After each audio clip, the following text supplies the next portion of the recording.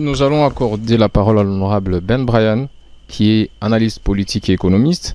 Il a omis de dire qu'il est expert en communication, c'est pour ça il a aussi plusieurs autres casquettes. Et donc, nous allons l'inviter pour nous entretenir sur jeunesse et guerre numérique.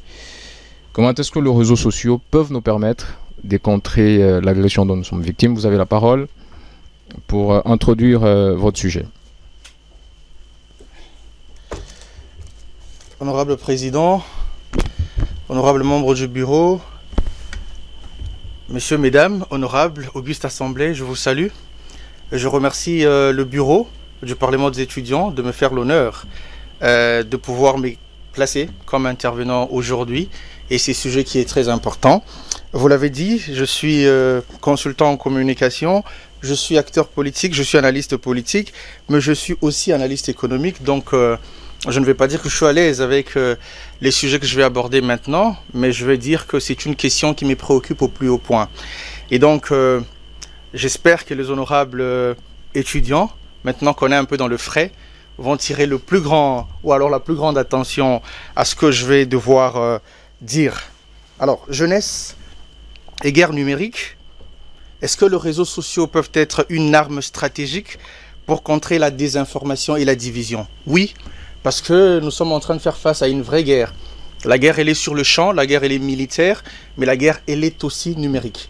Et l'honorable Koulambe Rabi qui m'a précédé disait tantôt que l'ennemi veut aussi nous envahir. Après avoir pris nos terres, il veut maintenant envahir nos esprits, envahir nos têtes. Vous êtes pour la plupart ici peut-être affiliés aux médias sociaux. Vous avez peut-être suivi la polémique vaine et macabre qui a eu la semaine dernière. Ça veut dire qu'il y a eu une sorte de divisionnisme qu'on a voulu mettre en avant. On nous a fait passer, nous les Quinois, parce que moi je suis un Quinois, un vrai Quinois, un Mwana Lemba d'ailleurs pour ceux qui les savent. On nous a fait passer, nous Quinois, pour des tribalistes. On a dit qu'à Kinshasa, on s'attaque maintenant aux swahiliphones. C'était faux, c'est faux, et ça restera faux. Mais simplement, c'était la stratégie de l'ennemi. C'était la propagande de l'ennemi. L'honorable Koulambe qui m'a précédé, l'honorable Rabi, a précisé qui est notre ennemi aujourd'hui. C'est connu, c'est un secret de polichinelle. Notre ennemi aujourd'hui s'appelle le Rwanda. Et nous saluons la résolution 2773 du Conseil de sécurité des Nations Unies, qui a été adoptée hier, à l'unanimité d'ailleurs, laquelle résolution confirme ce que nous savons déjà depuis toujours, que c'est le Rwanda qui nous agresse. Et cette résolution met un accent particulier sur le fait que le Rwanda doit retirer ses troupes et que le 1,23 aussi doit retirer ce que moi j'appelle des chiens des Pavlov de Kagame, doivent être retirés justement de nos territoires. Et cette résolution, elle est importante parce qu'elle va couper court à tout ce qui est propagande rwandaise depuis des siècles, on va dire. Kagame a dépensé plus de 2 millions de dollars pour son armée numérique. Quand vous allez sur les réseaux sociaux, pour moi qui suis un peu actif sur certains d'entre les réseaux sociaux, vous allez voir qu'il y a des comptes dédiés, des comptes qui ne parlent que de ça, qui ne parlent que de la guerre, qui ne parlent que de la présence de FDLR au Congo. Mais que font le FDLR au Congo? Comment sont-ils arrivés au Congo? Les FDLR qui sont au Congo, sont-ils plus nocifs pour le Congolais ou pour le Rwandais? À quand remonte la dernière fois où nous avons appris une mouche rwandaise a été tuée par un FDLR? Quand? C'est même le Congo qui est en danger. Et alors, on nous dit que les FDLR sont au Congo, et donc que la guerre d'agression que nous mène Kagame depuis de longues décennies maintenant, cette guerre d'agression, c'est pour déloger les FDLR au Congo, et que cette guerre d'agression, c'était pour protéger les frontières rwandaises.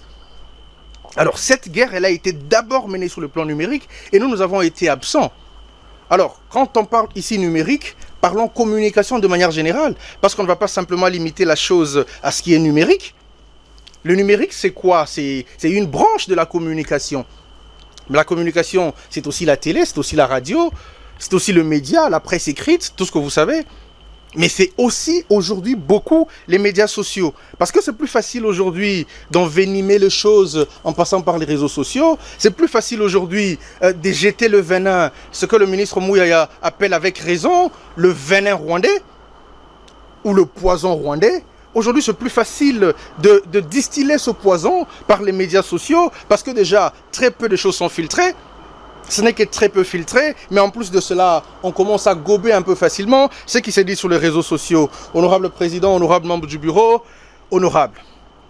La question que l'on peut se poser aujourd'hui, c'est de savoir si la guerre est numérique, alors quel est le rôle que nous jouons dans cette guerre? Si la guerre est aussi médiatique, si la guerre est aussi communicationnelle, quel est le rôle du jeune Congolais? Quel est le rôle de l'étudiant congolais? Quel est le rôle de la jeunesse congolaise de manière globale? Parce qu'effectivement, nous avons un rôle à jouer. Parce qu'effectivement, nous sommes tous aujourd'hui. Parce que vous l'avez compris, la guerre, elle est numérique, la guerre, elle est médiatique. Ça veut dire que chaque étudiant, chaque jeune Congolais, chaque parlementaire ici, chaque individu, chaque personne qui a un téléphone et chaque personne qui a accès aux réseaux sociaux est donc un soldat au front. Au même titre que les FARDC sur le front de guerre, nous sommes aussi des soldats au front. Au même titre que les Ouazalendo qui prêtent main forte au FARDC, nous sommes tous ici, et tous qui vont nous regarder à la télé, et tous qui vont nous entendre, tous qui vont entendre ce message, nous sommes tous des soldats de la République démocratique du Congo. Et chacun se bat là où il a le plus d'influence et là où il a le plus de chances de gagner. Avec vos 10 followers sur Twitter, avec vos 200, 300 amis sur Facebook, avec vos 400 sur TikTok, avec vos 1000 sur Instagram, sur LinkedIn, je n'en parle pas, sur tous les réseaux sociaux, vous êtes un soldat au front. Aujourd'hui, des personnes qui se sont fait passer pour de Congolais pendant de longues années, des journalistes que l'on pensait être Congolais, pendant que nous sommes au plus mauvais de la situation sécuritaire en RDC, pendant que nous sommes acculés, j'ai envie de dire, pendant qu'on est à terre, parce que 2 territoires importants, je vais dire 2 provinces importantes de notre pays ont perdu leur capitale. Je parle de Goma, je parle de Bukavu. Nous sommes dans une situation plus que chaotique, même si ce n'est pas une fatalité, je reviendrai peut-être là-dessus. Nous sommes dans une situation le plus chaotique et c'est à ce moment-là que certaines de personnes que nous avons pensé être Congolais se révèlent être Rwandais ou se révèlent être multinationalistes, je ne sais pas moi comment. Et c'est à ce moment-là qu'on se rend compte que l'infiltration est grande. C'est à ce moment-là qu'on se rend compte que nous sommes seuls et seuls face à tous, seuls contre tous. Il est donc plus important pour nous de prendre le destin en main. J'entends beaucoup de choses, parce que moi je suis très actif sur les réseaux. J'entends beaucoup de gens se plaindre, de dire « Ok, Kagame dépensait 2 millions de dollars pour son armée numérique, mais le gouvernement congolais dépense combien ?» Mais attendez, lui c'est l'agresseur. Il a tout prévu, y compris le budget qui va avec. Nous, nous sommes les agressés. C'est comme si vous êtes dans votre maison, que vous dormez paisiblement, un bandit de grand chemin entre avec des armes, et votre voisin vous dit, oui, mais lui, il est armé, et pourquoi vous n'êtes pas armé? Justement, parce que vous ne vous attendiez pas à une telle chose. Et donc, chers jeunes, chers étudiants honorables, mes frères et sœurs, il est important que l'on intègre ici la notion du patriotisme. N'attendez pas que le gouvernement congolais achète vos forfaits Internet pour que vous vous battiez sur le front numérique. N'attendez pas que le gouvernement congolais, peut-être qu'ils vont le faire, peut-être qu'il veut bien le faire, le gouvernement, mais n'attendez pas que l'on mette 2 millions pour que vous vous battiez, pour que vous circulez dans le média, que ce soit la télévision, la radio, que vous disiez, attention, le fallacieux prétexte du FDLR est faux. En RDC... Veuillez chuter, honorable Ben. Voilà, je m'y attendais un peu. Je vais évoquer l'exemple de la jeune pakistanaise, Malala Yousafzai. Beaucoup d'entre nous ne la connaissent peut-être pas. Prix Nobel de la paix 2014. Malala est née en 1997. Et à 17 ans, elle est prix Nobel de la paix. Cette jeune pakistanaise s'opposait à des terroristes. Comment elle s'opposait, ça c'est très important. Comment s'opposait-elle à des terroristes qui étaient armés? Elle s'y opposait parce qu'elle était blogueuse. Elle avait un blog. On va dire qu'elle avait un compte. Comme moi j'ai un compte Twitter, comme j'ai un compte Facebook. Et c'est sur son compte qu'elle dénonçait les terroristes pakistanais. Qu'elle dénonçait le fait que ces terroristes empêchaient aux filles, aux femmes d'aller à l'école. Malala a eu une balle dans la tête. Elle s'est fait opérer. Et parce que Dieu est très souvent et toujours juste, elle n'est pas morte de cette balle fatale dans la tête. Et à 17 ans seulement, Malala Yousafzai devient prix Nobel de la paix. Peut-être qu'il y a un prix Nobel de la paix ici dans cette salle. Peut-être, honorable, que vous êtes le prochain prix Nobel de la paix parce que vous allez vous tenir debout et mener une guerre. Une guerre alors sans répit contre le Rwanda qui nous agresse depuis de longues années. Et peut-être que cette guerre que vous allez mener contre le Rwanda fera de vous le prochain prix Nobel de la paix. Si pas, ça fera de vous un héros. Certains héros, on les oublie, oui. Et c'est des martyrs.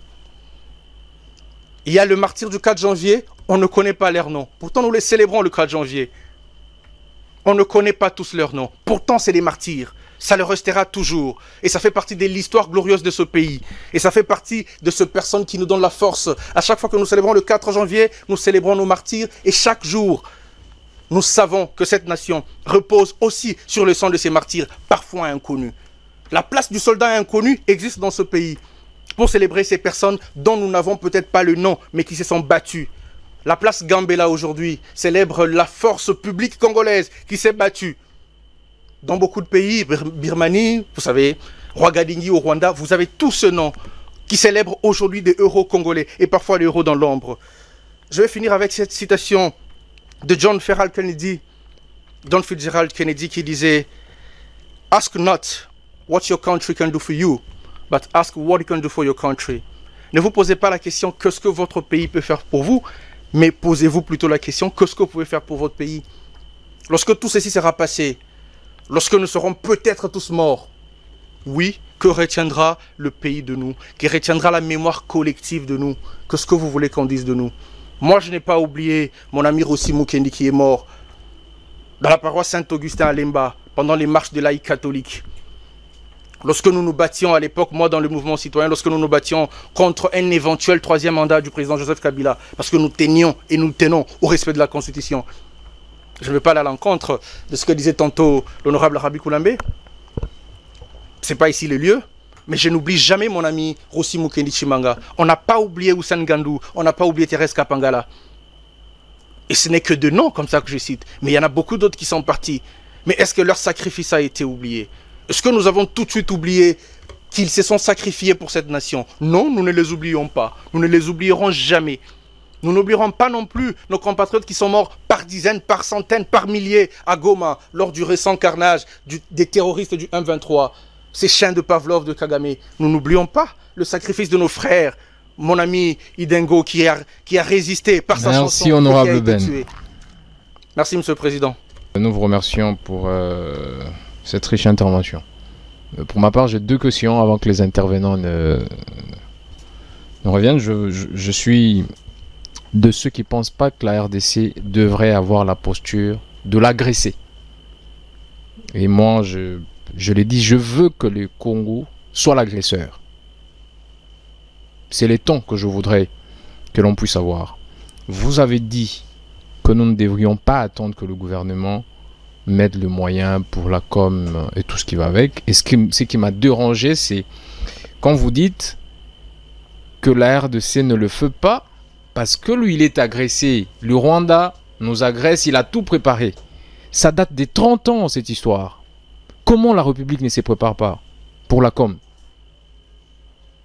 Je pense que l'agressé devait autant se préparer que l'agresseur. Peut-être plus que l'agresseur pour contrer l'avancée de ennemis. Quand vous nous ramenez à l'approche de l'agressé pour justifier, excusez-moi, l'inaction des autorités en la matière, je pense que j'aurais bien voulu plus d'éclaircissements pour comprendre pourquoi le Rwanda va mettre 2 millions et que la RDC ne doit pas mettre parce qu'il est agressé. Et la deuxième chose, c'est parce que vous avez dit qu'on élargisse un peu le sujet à tout ce qui est communication en général. Comment vous trouvez la communication des guerres de la République démocratique du Congo et quelles recommandations vous pouvez faire, notamment au ministre de la Communication, mais aussi au CESAC, qui a notamment suspendu TikTok et X, parce qu'on avait peur que l'armée numérique du Rwanda n'opère. Et comment on se prépare pour une éventualité et comment vous jugez cette communication-là? Du reste, je veux me remettre aux parlementaires pour des éventuelles questions. Honorable Enoch, très rapidement, pour votre question. Oui, merci, honorable président, honorable membre du bureau et chers collègues. Je salue en passant l'intervention pertinente de M. Ben. Mais du moins, j'ai quelques préoccupations eu égard à sa pertinente intervention. D'abord, par rapport au complot. Parce que je suis border avec la même intervention que l'honorable président. la République démocratique du Congo se comporte toujours comme étant la victime des actions des autres États. Alors que nous sommes ici dans une scène internationale qui en réalité n'a pas d'amis, mais d'intérêts. Alors, quels seraient les complots congolais? Parce que le Congo a toujours été victime de complots. Pourquoi pas réinventer les complots congolais ou inventer un complot congolais? Parce que tant que nous resterons toujours en train de nous poser des questions, trouver des solutions ici et là, et pleurnicher parce que l'ennemi serait les diables et que nous qui serons de saints, nous ne trouverons pas la solution. On a longtemps été de saints et de pasteurs, il est question que nous prenions notre destin en main. Mais également, c'est par rapport à l'aspect évoqué par M. Ben, par rapport à la sécurité. Vous avez dit que le chef de l'État n'est pas l'agresseur, mais plutôt l'agressé, qu'il aurait trouvé cette agression, ça fait des lustres.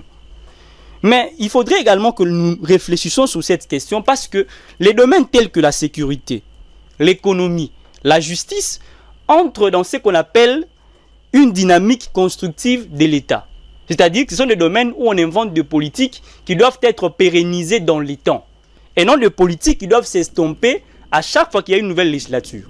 Ne pensez-vous pas qu'au jour d'aujourd'hui, pour mettre fin à cette guerre, il ne sera pas plutôt question que nous restions en train d'avoir le président aujourd'hui qui va nous dire il faut qu'il y ait de militaires, il faut qu'il y ait ceci. Après, quand on aura un nouveau président, on fait la case du départ, on reprend tout à zéro. Et on va se justifier pour dire qu'on a trouvé cette guerre, ça fait plus de 30 ans. Monsieur le Président, avec votre permission, j'ai une question par rapport au premier intervenant qui m'est taraude à l'esprit. Le premier intervenant, on a passé l'ordre du jour, honorable donc. C'est une demande incidentielle, à moins que le président ne m'autorise. Posez votre question, on appréciera la nécessité. Merci, Monsieur le Président. C'est par rapport à l'aspect du travail, parce que le premier intervenant a évoqué une entreprise que je juge fictive, parce qu'il n'a pas évoqué les noms de l'entreprise qui a été créée par le chef de l'État pour promouvoir le travail aux jeunes. Il dit que nous sommes 80% de jeunes en République démocratique du Congo et que le gouvernement ne serait pas en mesure de donner du travail à tout le monde. L'article 37 ou 35 de la Constitution, vous me permettrez l'indigence, dit que nous avons le devoir et les droits sacrés au travail. L'alinéa 2, le pouvoir public est tenu de veiller ou de garantir les droits au travail à tous les Congolais. Ne voyez-vous pas que le fait pour le chef de l'État de dire que le pays n'est pas en mesure de donner du travail à tous les jeunes, c'est un aveu de chèque. Parce que ici nous sommes dans une logique... Merci honorable Enoch, nous avons compris la question. Président, s'il vous plaît que j'échemine, s'il vous plaît Président. Allez-y, chuter dans 30 secondes. L'État que nous avons, c'est un État-providence à qui nous devons tout. La sécurité, notre nourriture, notre travail. Et si un État ne parvient pas à remplir sa mission, en droit constitutionnel, on appelle ça une disparition par déliquescence. Ne pensez-vous pas que la République démocratique du Congo est un territoire à la recherche d'un État? J'ai dit. Honorable Théophile, vous avez une minute, honorable. Ne revenez pas sur le premier intervenant. Monsieur le Président, très chers membres du bureau, distingués invités, très chers collègues. Laissez-moi commencer par quelque chose qui m'éclaire en ces moments, qui me choque. On nous parlera d'une jeune pakistanaise qui est acclamée par la communauté internationale comme prix Nobel de la paix. Parce qu'elle a reçu une balle dans la tête en publiant des vidéos pour de mercenaires armés dans son pays. Que diriez-vous de tous ces jeunes violés chaque jour par les Rwandais? Que direz-vous de toutes les personnes qui sont massacrées aujourd'hui à Goma, à Bukavu? Ne sont-ils pas dignes d'être prix Nobel de la paix? Vous dites que dans cette salle, il y a peut-être des prix Nobel de la paix. Mais je vous dis, ce n'est pas peut-être, il y en a. Et c'est vrai. Il y a ici des prix Nobel de la paix. Vous avez évoqué des gens qui sont morts à Goma parce qu'ils ont chanté. Ne sont-ils pas dignes d'être prix Nobel de la paix? Pourquoi voulez-vous encore amener ces choses dans un contexte, permettez-moi de le dire, fallacieux?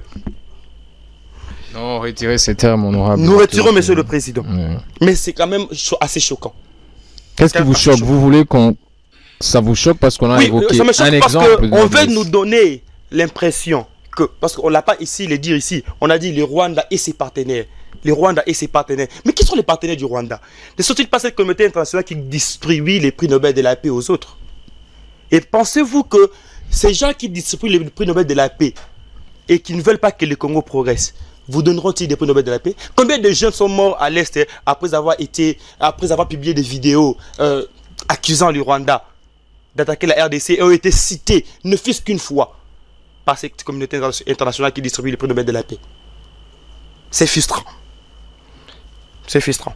Veuillez chuter, honorable Théophile. Merci beaucoup, Monsieur le Président.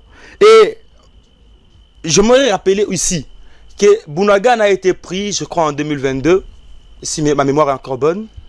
Mais depuis 2022 jusqu'à 2024, est-ce que c'est les 2 millions, 2025, j'aimerais préciser, est-ce que c'est les 2 millions du Rwanda investis dans l'armée numérique qui a empêché à RTNC de pouvoir parler comme le fait aujourd'hui la guerre?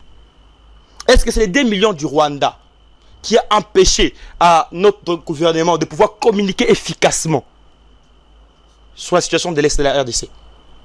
Est-ce que c'est les 2 millions du Rwanda qui a empêché à ce que l'on puisse éveiller la conscience des jeunes Congolais sur les dangers qui guettent à l'heure? Non, c'est la lâcheté du gouvernement. Justement, on se comporte comme les agressés. Et on pense qu'être agressé est un luxe. C'est un manque de compétences. Nous avons dit, Monsieur le Président. Merci, honorable Théophile. Honorable Ben, vous avez la parole pour des réponses. On va revenir, on peut évoluer pour besoin de temps. Répondre, hein, mutantis, selon que j'en ai le feeling d'ailleurs, hein, à vos questions. Alors, quand on est au Parlement des étudiants et on ne veut pas se comporter comme au Parlement des étudiants, qu'est-ce qu'on est si on n'est pas amnésique? Quand on est agressé, on se comporte comme agressé. On est agressé, on l'est, c'est un fait. Comment voulez-vous que l'on se comporte comme agressé alors qu'on est réellement agressé? Comment voulez-vous que l'on se comporte d'une autre manière?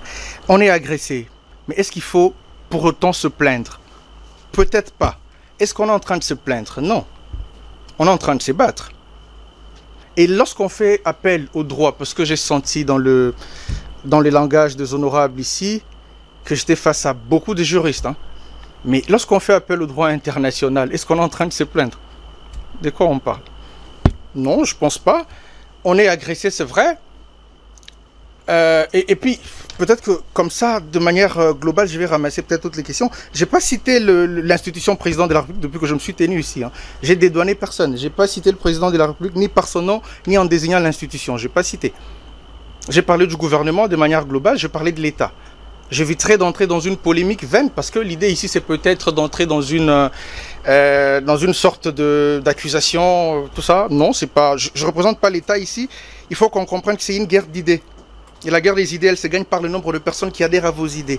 Monsieur le Président, nous sommes un pays agressé, c'est un fait. Nous ne nous comportons pas comme des éternels agressés ou comme des personnes qui subissent constamment de complots. Nous les subissons, ça aussi c'est un fait. Aujourd'hui, nous faisons appel aux instruments internationaux, les droits internationaux. Nous faisons appel aux droits humanitaires. Enfin bref, tous ces éléments qui sont à notre disposition, nous essayons tant bien que mal de faire appel à ces instruments pour en bénéficier justement. Mais en même temps, nous nous sommes battus comme on a pu pour contenir l'ennemi loin de Goma. Et ça, c'est pendant de longues années. Et puis, il ne faut pas oublier qu'aujourd'hui, le monde est ce qu'il est. Des vases, je vais dire de plaques communicantes, ça chauffe à côté, ça chauffe un peu forcément chez vous aussi.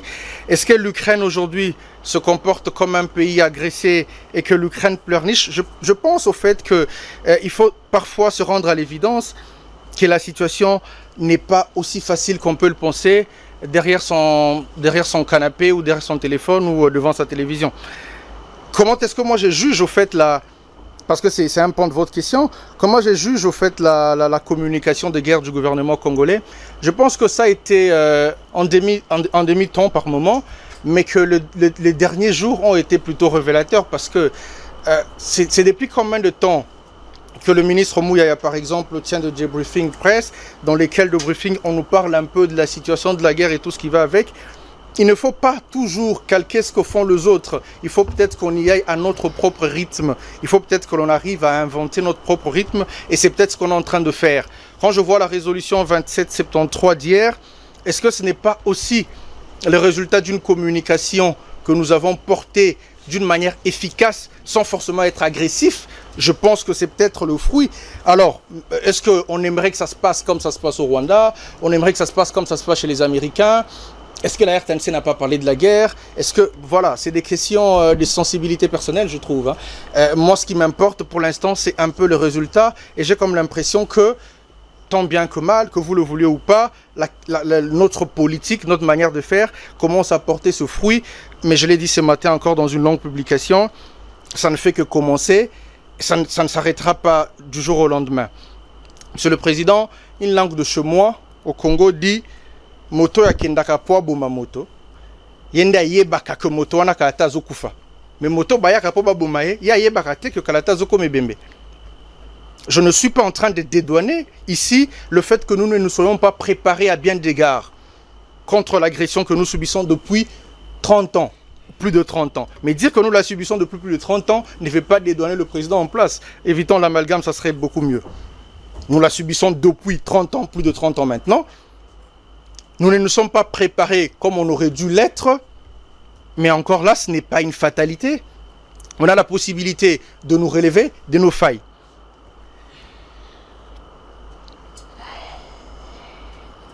Une autre question, vous me permettez de lire? Allez-y rapidement, on va chuter dans quelques minutes. Qui a dit que la jeunesse congolaise était une jeunesse vendue? En tout cas pas moi, je suis jeune, donc je ne considère pas les jeunes congolais comme étant des jeunes vendus. Je ne le considère pas comme tel, sinon je serais vendu moi-même. Mais est-ce que nous avons des traîtres dans nos rangs? Oui. Est-ce que nous avons des moutons noirs dans nos rangs? Oui. Est-ce que nous avons des chevaux de Troie? Oui, nous en avons des chevaux de Troie dans nos rangs. Oui. Il y a des jeunes Congolais qui sont vendus. Il y en a qui sont vendus, mais pas la jeunesse congolaise. Il y a une nuance à faire, et la nuance, elle est très importante. Donc, si quelques 2-3 personnes parmi nous sont traîtres, ça ne veut pas dire que la jeunesse est traître de manière globale.